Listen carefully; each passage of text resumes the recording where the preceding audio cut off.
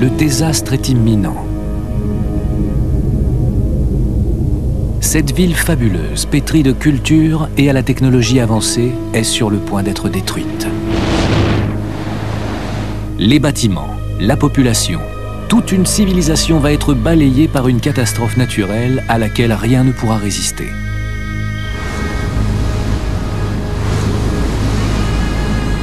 C'est l'Atlantide, la terre antique qui, selon la légende, a été engloutie dans les flots par un cataclysme il y a 11 000 ans.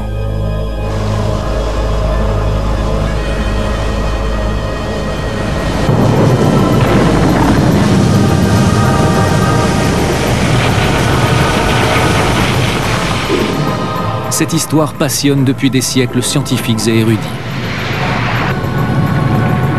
Mais peut-on distinguer la réalité et la fiction dans ce mystère qui fascine aujourd'hui encore ?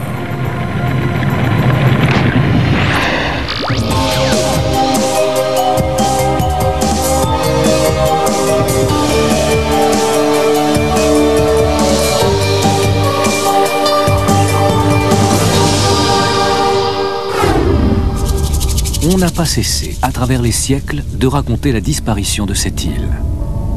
Le philosophe grec Platon en parle le premier il y a plus de 2000 ans.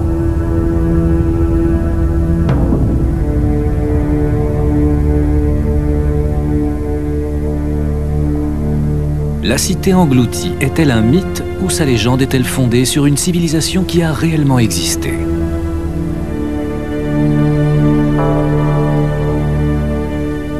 Et pourquoi tant de gens sont-ils portés à la croire ? Si l'Atlantide a existé, où est-elle maintenant ?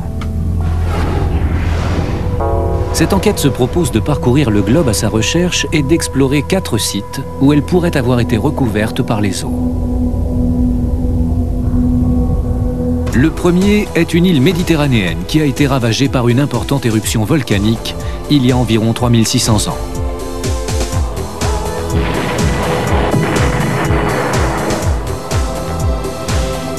On y trouve les temples les plus anciens au monde, vestiges d'une civilisation qui, après les avoir bâtis, a disparu mystérieusement. Le voyage se poursuivra dans les Caraïbes. Là, d'étranges formations sous-marines ont été découvertes récemment au large de la côte cubaine et des Bahamas. En chemin, nous rencontrerons des amateurs qui pensent avoir trouvé la cité perdue. Et des chercheurs qui étudient de véritables énigmes archéologiques. Mais retournons d'abord à l'origine de la légende. L'histoire de l'Atlantide remonte aux ouvrages du philosophe grec Platon, écrits en 350 avant Jésus-Christ. Il est le seul écrivain de la Grèce antique à mentionner l'Atlantide et livre une clé essentielle. Selon lui, l'île de l'Atlantide a été anéantie par un cataclysme exceptionnel. Elle a disparu dans les flots en 24 heures. L'histoire est extraordinaire.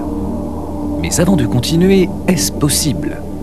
Une civilisation entière peut-elle être anéantie en quelques heures ?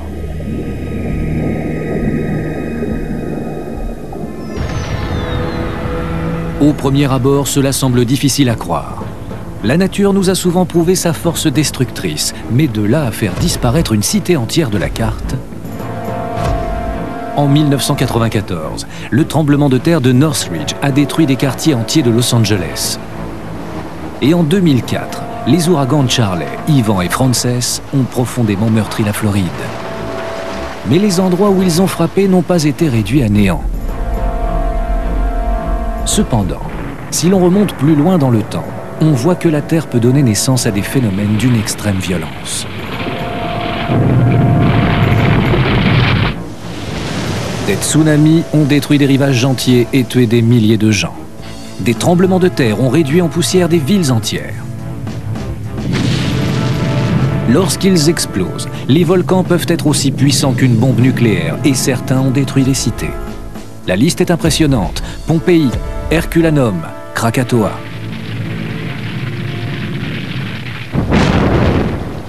Quantité de phénomènes naturels peuvent donc être à l'origine du récit de Platon. Nous allons examiner chacun des 4 sites et chercher la preuve qu'ils ont bien disparu lors d'un cataclysme antérieur au récit du philosophe grec. Pour nous aider, nous avons fait appel à 2 éminents scientifiques. Le docteur Robert Schoch, de l'Université de Boston, géologue. Cela ressemble beaucoup aux récits de catastrophes qu'on trouve ailleurs dans le monde. Ils sont communs à de nombreuses mythologies et croyances religieuses, et je pense qu'ils se basent sur la réalité. Et Ken Feder, professeur d'archéologie à l'Université du Connecticut.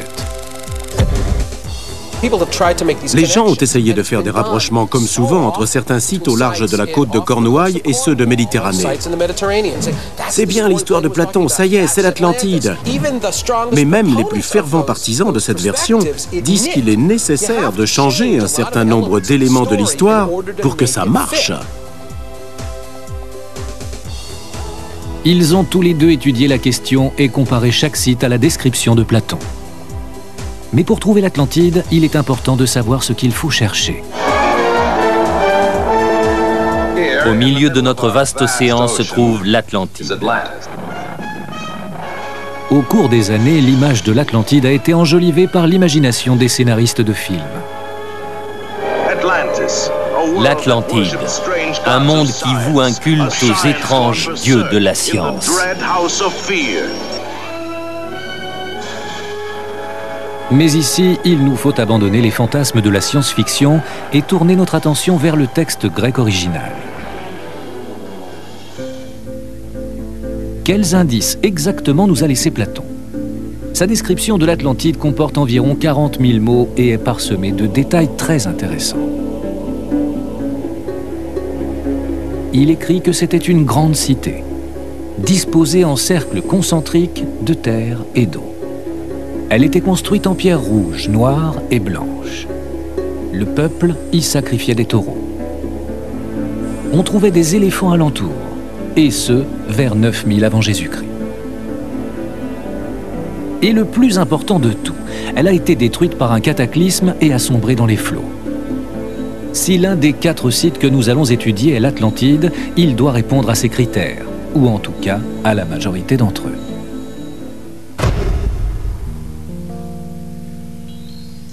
Les recherches contemporaines doivent leur origine à Ignatius Donnelly, politicien et écrivain du XIXe siècle. Platon a écrit une histoire à propos d'un royaume imaginaire, et Donnelly s'est enflammé. Donnelly était intrigué par certaines similarités entre les civilisations anciennes des 2 côtés de l'Atlantique. Il pensait que les pyramides d'Amérique centrale ressemblaient étonnamment à celles de l'ancienne Égypte. Pouvait-elle avoir une origine commune? En 1892, il publie un livre qui devient un best-seller. Il avance que les connaissances technologiques de l'Antiquité sont toutes issues d'une civilisation plus ancienne, l'Atlantide. Il affirme qu'après sa destruction, les survivants ont essaimé à travers le globe et transmis leurs connaissances. Ainsi seraient nées les pyramides égyptiennes et les temples mayas du Mexique. C'est vraiment Donnelly qui a introduit l'idée que l'Atlantide était la source mère de la civilisation, ce noyau de culture dont descend tout le monde antique. Sa théorie envoie les chercheurs de l'Atlantide aux 4 coins du monde.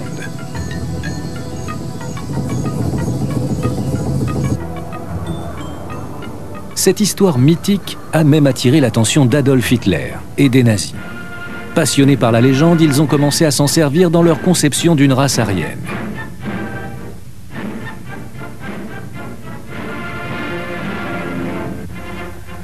Et au cours de la Seconde Guerre mondiale, ils ont commencé à faire des recherches. Ils ont concentré leur attention sur une petite île de la Méditerranée.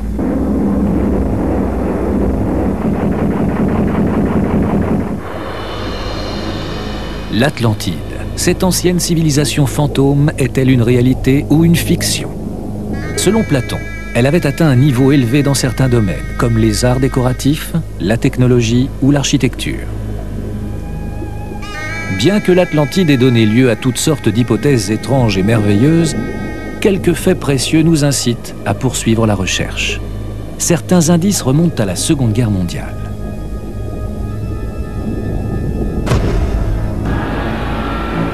Dans les années 30, le haut commandement allemand envoie des officiers SS sur les traces de l'Atlantide.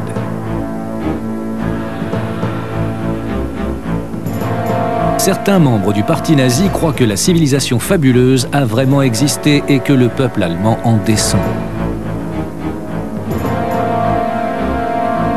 Ils espèrent donc trouver l'Atlantide pour étayer leur conviction d'appartenir à une race de seigneurs.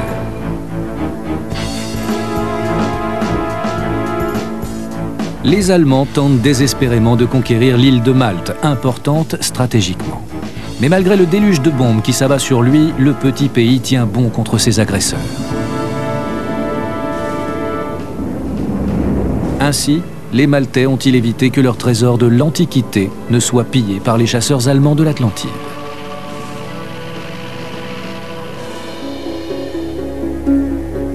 Ce sont ces précieux vestiges qui guident notre recherche vers cette île. Pourrait-elle être le site de l'Atlantide?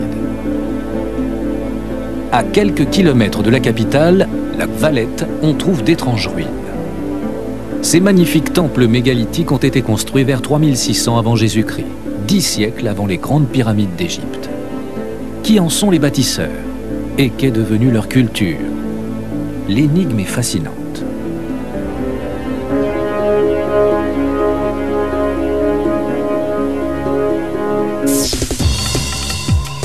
Adriana Cacciolotto travaille pour l'Office du tourisme maltais et a étudié l'histoire des sites religieux de l'île.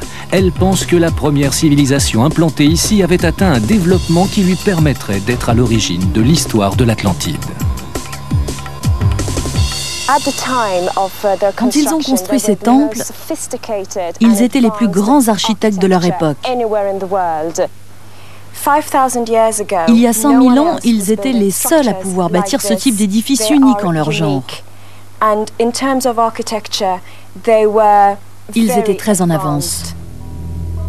Certaines de ces pierres pèsent 20 tonnes, soit l'équivalent de 3 bus à double étage. Les transporter jusqu'au site et les ériger sur place relève de l'exploit. D'autres signes montrent qu'ici travaillait un peuple très avancé sur le plan technologique.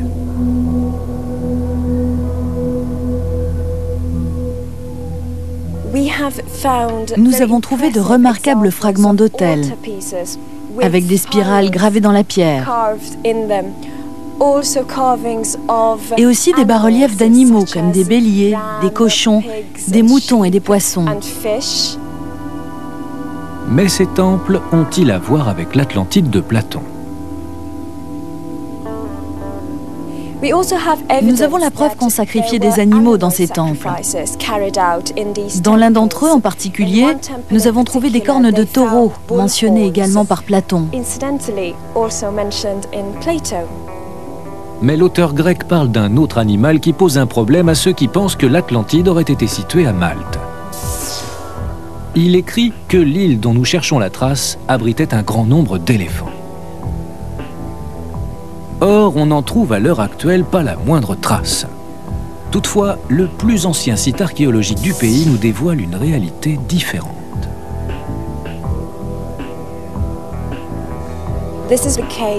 Voici la grotte de Gardalam, la cave de l'obscurité.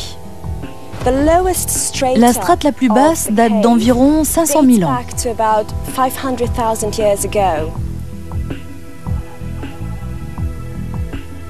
C'est là que les archéologues ont trouvé des fossiles d'animaux étrangers au site, parmi lesquels des éléphants nains.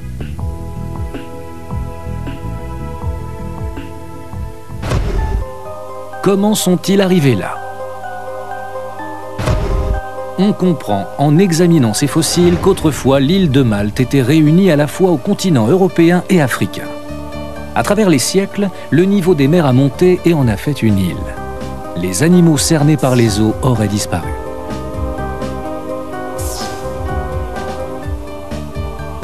D'autres vestiges font écho au récit de Platon. On a trouvé à travers tout le territoire des tracés dont les experts pensent qu'il peut s'agir d'anciennes voies qui servaient au transport des produits agricoles et de moyens d'irrigation. Le philosophe évoque un réseau hydraulique très complexe. S'agit-il du même?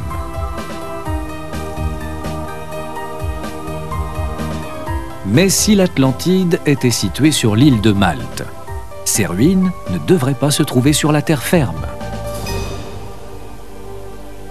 mais bien plutôt sous les flots. À Malte et sur l'île toute proche de Gozo, on dénombre 24 temples répartis sur 14 sites.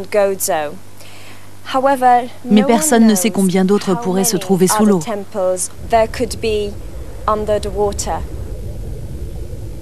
Au cours des 5 dernières années, on a découvert d'autres édifices, plus au large.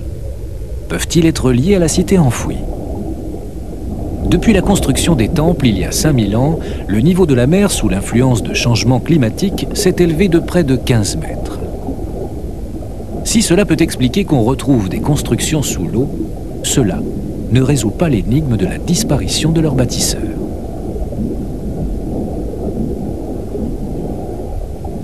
À 2500 ans avant Jésus-Christ, cette civilisation très développée a disparu. Nous ne savons ni comment, ni pourquoi. Les temples ont tout simplement été abandonnés.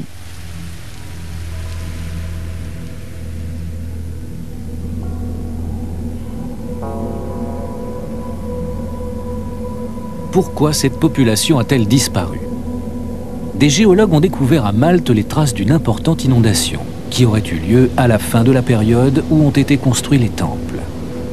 Sur divers sites, on a trouvé dans certains sédiments des ossements humains et animaux et de la terre déplacée par les eaux. Des passionnés émettent l'hypothèse que ce peuple de bâtisseurs aurait été emporté par un tsunami. Généralement, les tsunamis sont provoqués par un tremblement de terre ou une éruption volcanique. Les séismes sous-marins peuvent générer de gigantesques vagues capables de parcourir des milliers de kilomètres et de dévaster les côtes. La description de l'inondation qui amène la fin de l'Atlantide, selon Platon, correspondrait assez bien à un tsunami qui aurait emporté la population maltaise. L'île de Malte peut-elle être considérée comme un site possible pour l'Atlantide? On y trouve des preuves qu'il s'y pratiquait un culte du taureau. Elle a abrité des éléphants. Il se peut qu'une culture y ait été détruite par une inondation. Par contre, on ne trouve guère de vestiges de voies d'eau. Les pierres sont dans des tons bruns et non de rouge, noir et blanc.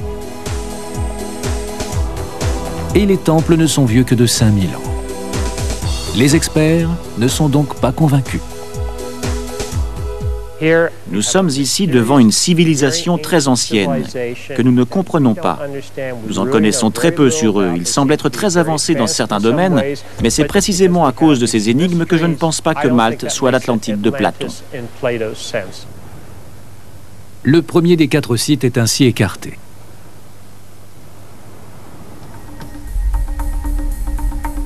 Nous allons quitter la Méditerranée et traverser l'Atlantique pour poursuivre notre enquête. On pense que les Bahamas faisaient partie d'une civilisation maritime de l'ère glaciaire. Et faute d'un terme plus approprié, on a appelé cette culture l'Atlantide. Ces pierres seraient-elles un élément d'une construction ancienne? Les fonds marins des Caraïbes pourraient-ils nous livrer une preuve magistrale de cette civilisation perdue? L'Atlantide est-elle une réalité ou une fiction?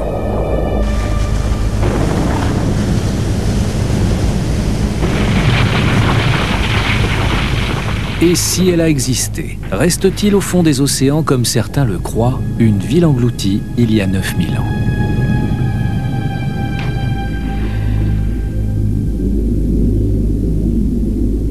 La quête de cette cité légendaire se poursuit. Elle nous a conduits vers les ruines antiques de la petite île de Malte, dont la civilisation a peut-être été balayée par un tsunami.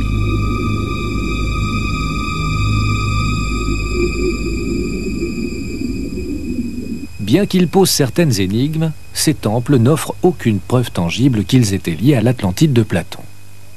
Peut-être faut-il élargir l'enquête à des contrées plus lointaines. Et si l'Atlantide ne se cachait pas en Europe, mais en Amérique?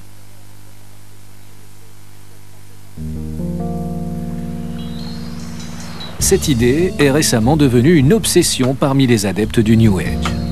Elle trouve son origine dans les propos pour le moins étranges du voyant Edgar Cayce. Dans les années 40, Cayce fait une série de déclarations étonnantes à propos de l'Atlantide, prédisant même sa réapparition.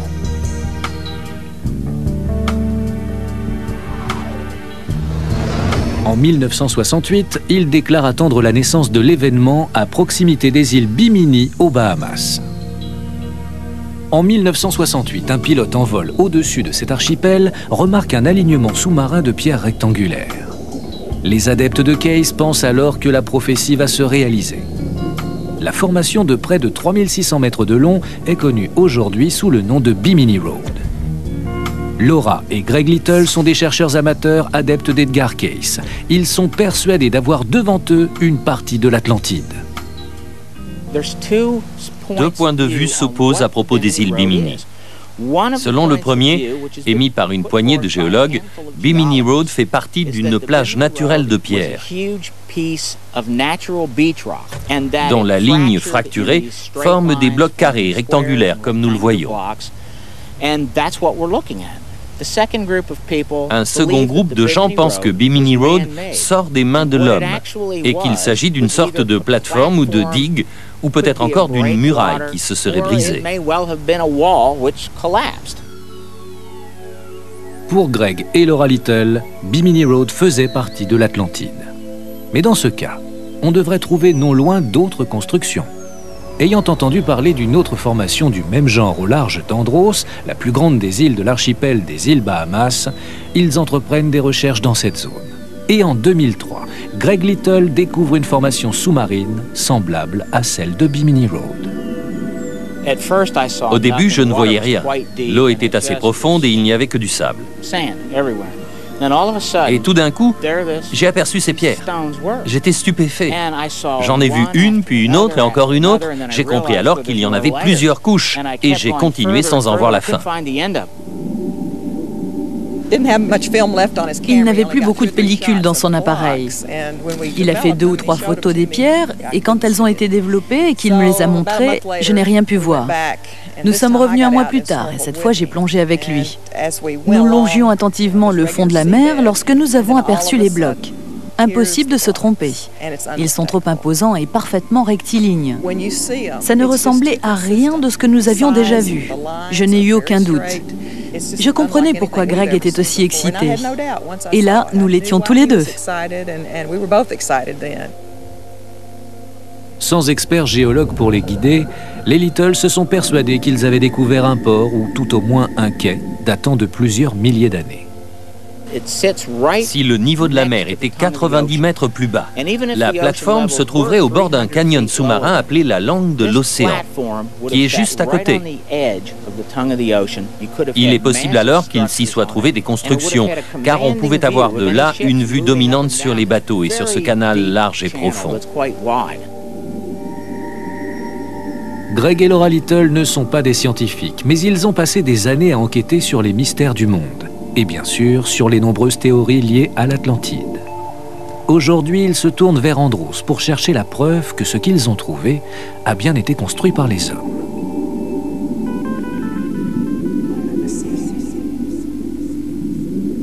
En arrivant à démontrer que ces blocs de pierre sont l'œuvre d'une ancienne civilisation, Greg pense réécrire l'histoire de la région. Selon les archéologues, les hommes ne sont pas apparus dans les Bahamas avant 1000 années après Jésus-Christ.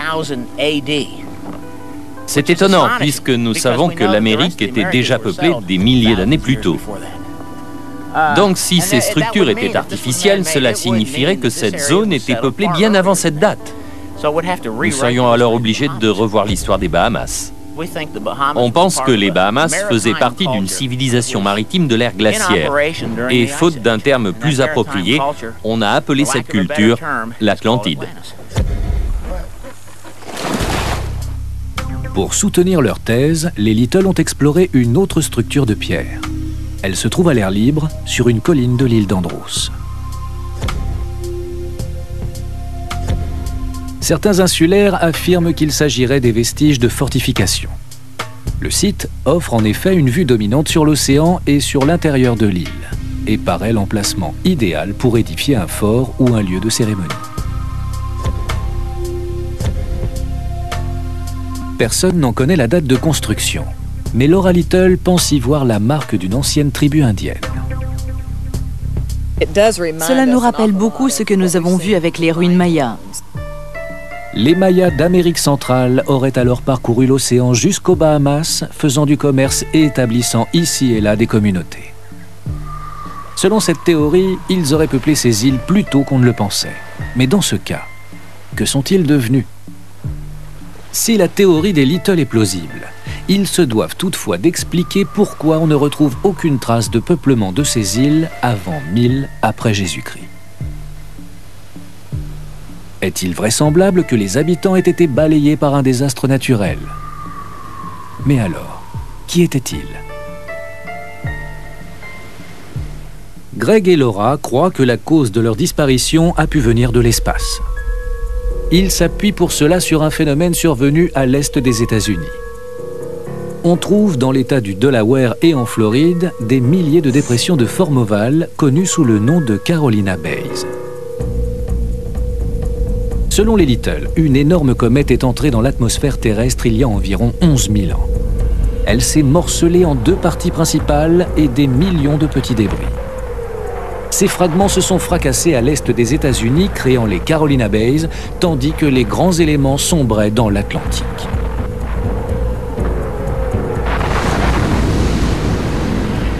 Au point d'impact avec la Terre, il se serait produit de gigantesques incendies, dévorant tout sur leur passage.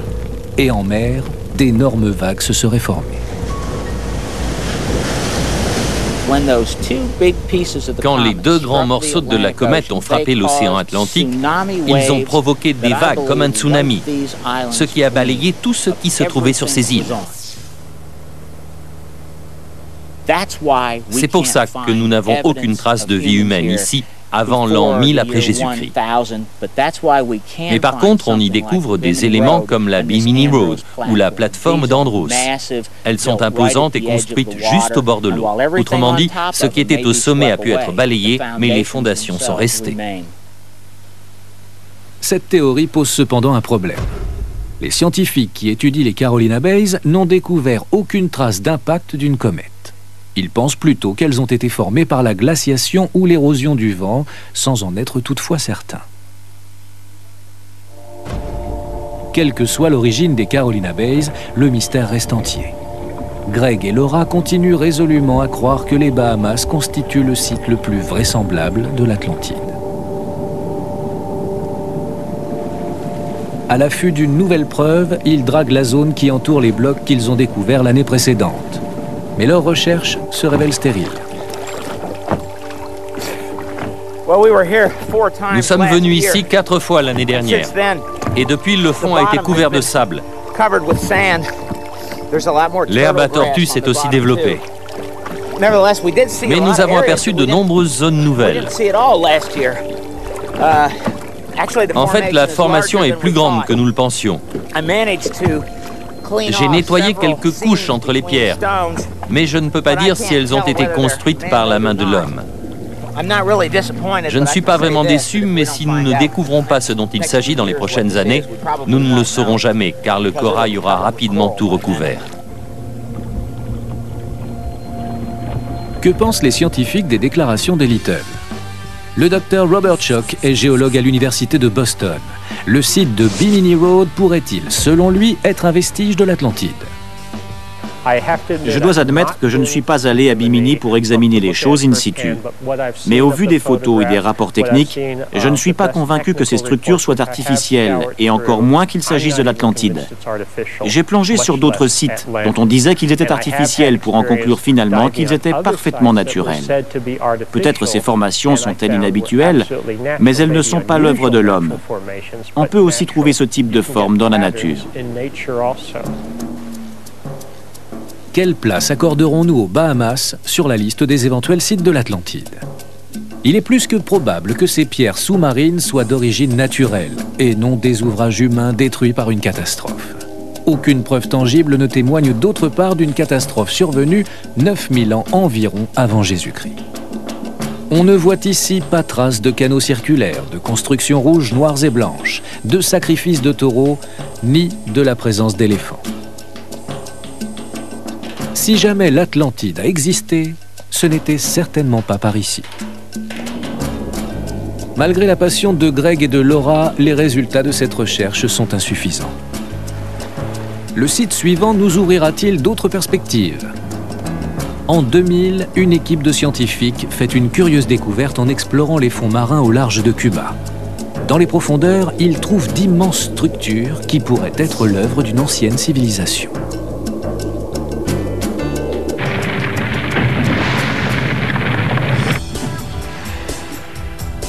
Beaucoup ont déclaré avoir trouvé le site de la cité mythique de l'Atlantide, mais ils doivent être mis à l'épreuve.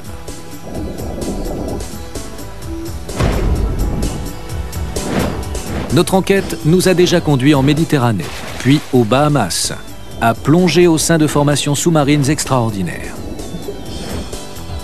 À présent, notre recherche va se poursuivre sur l'île de Cuba. Dans les eaux profondes qui bordent la côte se trouvent d'autres structures étranges, plus difficiles à expliquer au premier abord.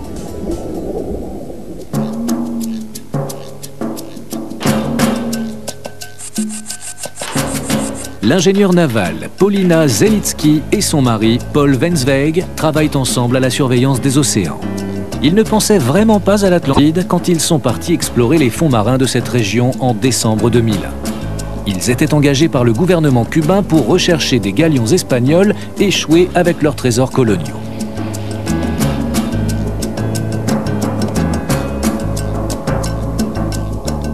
Ici, le fond des mers est à 600 mètres.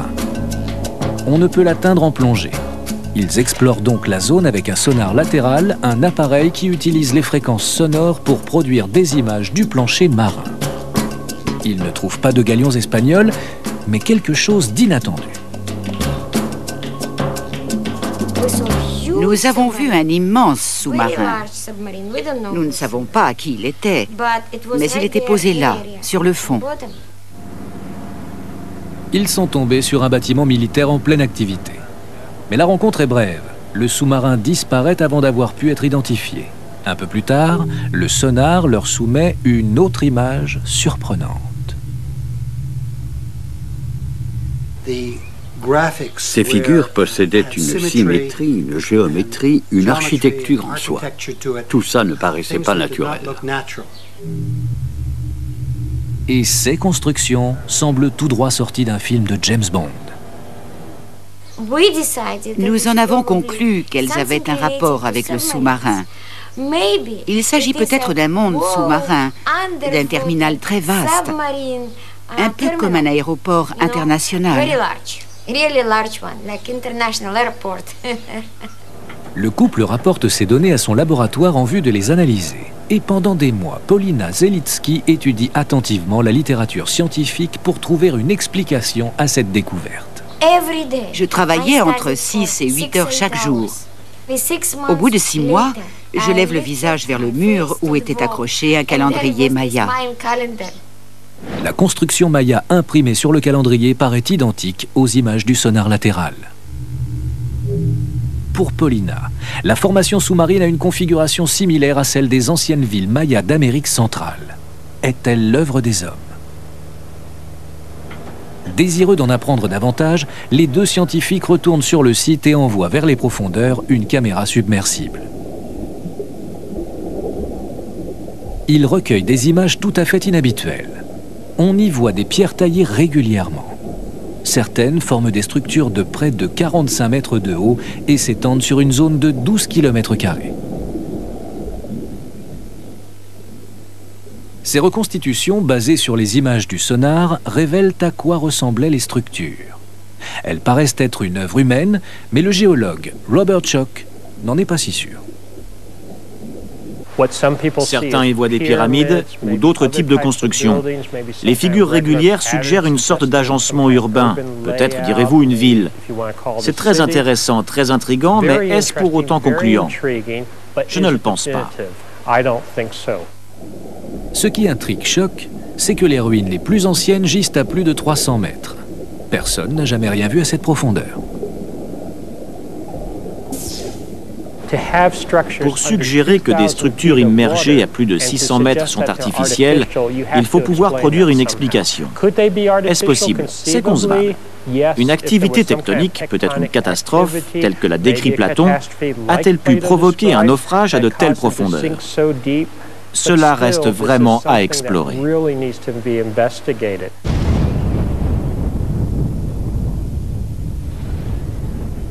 Si un cataclysme a provoqué la disparition d'une Terre, personne ne sait de quoi il a pu s'agir. D'après les éléments qu'il a pu rassembler, Paul Wensweg pense qu'en effet ces structures ont pu un jour avoir été sur une île. Notre consultant en géologie est venu avec nous et il nous a montré les contours d'une île qui avait été engloutie par les eaux. Les structures qui gisent au fond de la mer ont-elles pu ressembler un jour à cela? Selon Wensweg, on trouve une fable semblable à l'histoire de l'Atlantide dans les légendes orales de la province du Yucatan au Mexique. Elle décrit les origines d'une tribu locale. Ces origines remonteraient à une île située à l'est de Mexico qui a été engloutie par un immense cataclysme. En une nuit. En une seule nuit. Cette île était peuplée par une race blanche de haute taille, très avancée dans les domaines de la culture, de l'architecture, de l'astronomie, de l'agriculture, de la science. Est-il possible qu'il s'agisse de l'Atlantide de Platon? Quelle place accorderons-nous au site cubain dans notre recherche de l'Atlantide? Si ces structures ont été bâties par l'homme, elles doivent avoir coulé lors d'une catastrophe.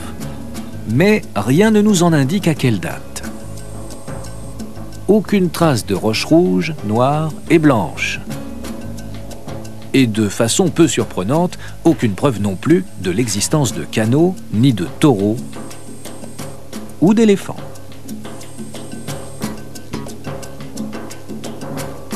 L'endroit est mystérieux et la science a encore beaucoup à faire ici. Mais s'agit-il de l'Atlantide? Sans doute, non. Je ne suis pas convaincu que ces figures soient artificielles, ni qu'il s'agisse de l'Atlantide. Mais est-ce que je laisse la question ouverte? Oui, cela mérite une enquête approfondie.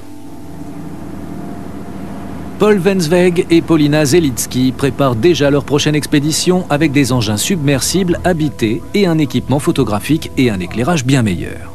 Ils espèrent la prochaine fois rapporter la preuve qu'une grande civilisation a autrefois existé dans les Caraïbes. Après ces piètres résultats, la quête reprend de l'autre côté de l'Atlantique, en Méditerranée.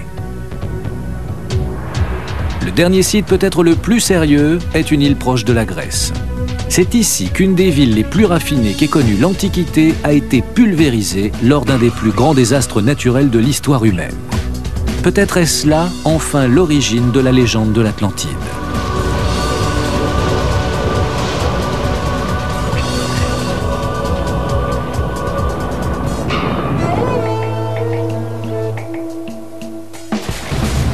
La quête de la cité perdue de l'Atlantide se poursuit.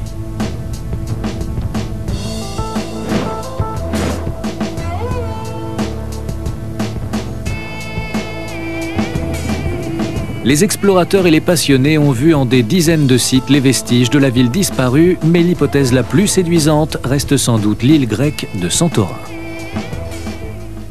En 1967, les archéologues ont fait ici une découverte sensationnelle. Ils ont mis à jour une cité antique merveilleusement préservée, enfouie profondément sous terre. Il a vite été établi qu'elle appartenait à une civilisation avancée, les Minoens, qui vivaient sur cette île proche de la Crète. Célèbres pour leurs magnifiques palais et leurs fresques admirables, les Minoens contrôlaient un vaste empire bien avant la naissance de la Grèce classique. Mais ils ont soudain disparu mystérieusement il y a 3400 ans. Cette civilisation pourrait-elle être celle dont parle Platon?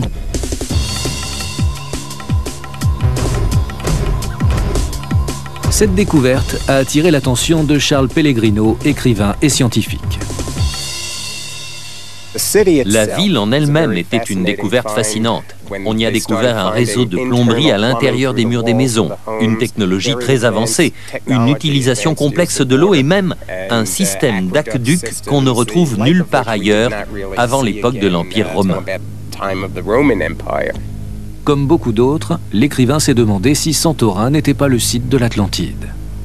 Les deux îles ont de nombreuses similarités. Par exemple, leur forme circulaire décrite par Platon.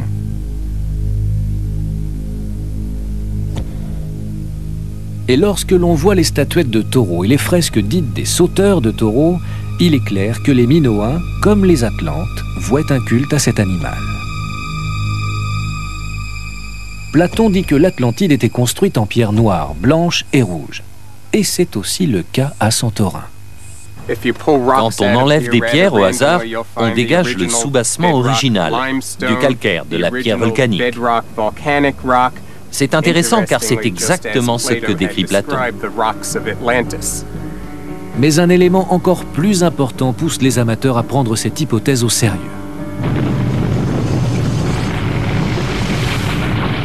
Santorin et sa ville ont été détruites par une immense éruption volcanique.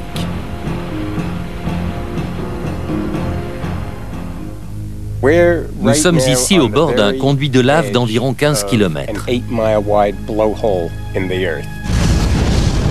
Le jaillissement a eu lieu à cet endroit même. L'explosion a été 90 fois plus puissante que celle du mont Sainte-Hélène aux États-Unis. Quand le volcan est entré en activité, il a laissé s'échapper une immense coulée pyroplastique, une avalanche de roches en fusion et des gaz brûlants. La coulée se répand à travers le pays, abat les arbres, détruit les immeubles. Elle est plus liquide que gazeuse et sa température est très élevée. Il semble incroyable qu'une seule éruption volcanique puisse détruire entièrement une ville en quelques minutes. C'est pourtant déjà arrivé dans de nombreux cas. Voici Saint-Pierre de la Martinique.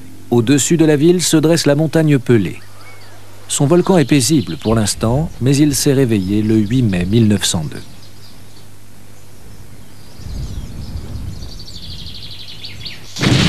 Un nuage brûlant de gaz et de cendres volcaniques a surgi du volcan pour dévaster la ville.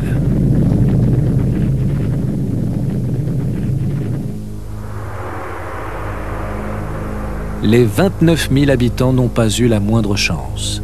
Seules 2 personnes ont survécu. Plus récemment, des coulées de lave ont détruit Plymouth, l'ancienne capitale de l'île de Montserrat. Elles ont dévalé les flancs du volcan et enseveli la ville.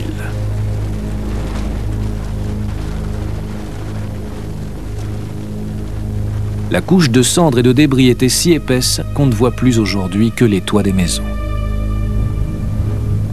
Et l'éruption de Santorin était bien plus importante encore. À partir des pierres et des cendres déposées par l'explosion, Charles Pellegrino est capable de dresser un tableau détaillé des événements qui ont accompagné l'éruption. Cette couche blanchâtre sort de là, du haut de la faille laissée au bord du cratère.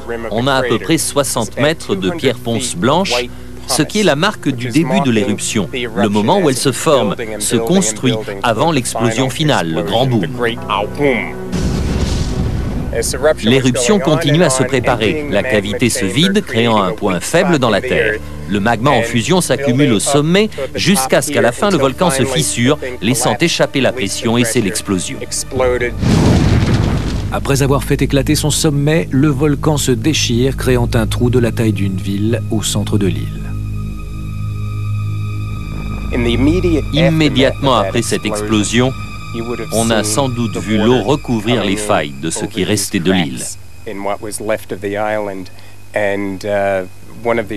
Un bateau ressemblait à un pauvre fétu de paille tombant des chutes du Niagara. Et même à côté, les chutes du Niagara paraissaient être un filet d'eau. Presque 4000 ans d'histoire étaient détournés dans une direction entièrement nouvelle. C'était la fin de la civilisation minoenne. Et voilà ce que nous voyons ici, la fin d'un monde. Santorin pourrait-elle être le véritable site de l'Atlantide? sa population avait élaboré une culture très raffinée et a certainement été anéantie par un cataclysme mortel. Mais il reste un problème. Platon disait que l'Atlantide a été détruite 9000 ans avant son époque. Or, l'explosion de Santorin s'est produite vers 1630 avant Jésus-Christ, soit 13 siècles seulement avant Platon. C'est le seul obstacle. Mais cela ne change pas la conviction de Charles Pellegrino que l'on pourrait bien avoir trouvé le site de l'Atlantide en ce lieu. Des érudits ont discuté pendant des années pour savoir si Platon voulait dire 9000 ans ou 900 ans. En tout cas, Platon affirme s'être basé sur un fait réel. Et on peut lui permettre d'exagérer pour créer une sorte de fable. Alors, à quelle place allons-nous mettre Santorin dans la liste des sites possibles de l'Atlantide? D'un côté, la cité n'est pas aussi ancienne que celle dont parle Platon et rien n'indique que des éléphants aient vécu ici. Mais les pierres sont de la couleur décrite par le philosophe. Elle a une forme circulaire et on y pratiquait un culte du taureau. Une vaste partie de l'île a disparu dans les flots. Mais est-ce assez pour en faire l'Atlantide? Pour les Grecs anciens comme Platon, la légende faisait des Minoens des sortes de surhommes. Et leur fin dramatique a certainement été source d'inspiration pour le poète. Mais certains experts pensent que trop de faits ont été distordus pour coller à l'histoire racontée par Platon. Combien d'éléments d'une histoire peut-on changer et continuer à dire que c'est la même histoire? Dans certains cas, on change la date de l'événement, ou bien le lieu, ou encore l'ampleur. On peut faire d'un rat un chat en modifiant certaines particularités. Et il n'en demeurera pas moins qu'un chat et un rat, ce n'est pas la même chose.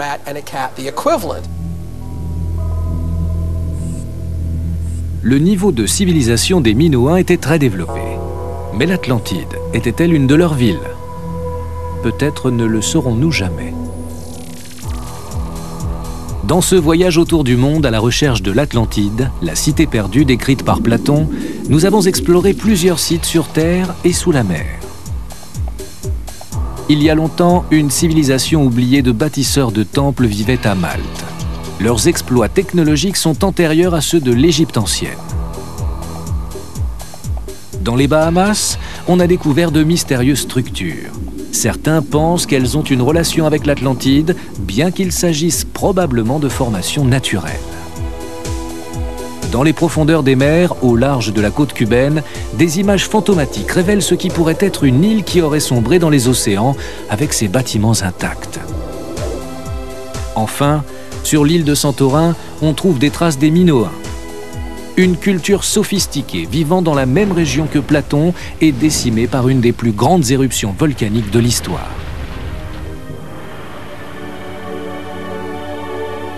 Chacun de ces endroits présente des parallèles fascinants avec la description du philosophe grec.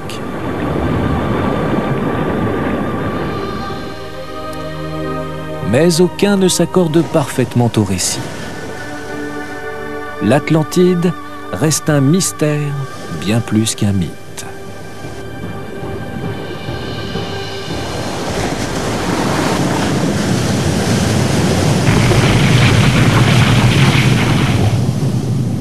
Mais une chose est certaine, dans le futur, des découvertes archéologiques encore plus passionnantes auront lieu dans le monde océanique. Et peut-être ces découvertes nous mèneront-elles un jour au site définitif. Peut-être est-ce ailleurs qu'attend d'être enfin découvert le lieu que Platon a appelé l'Atlantide.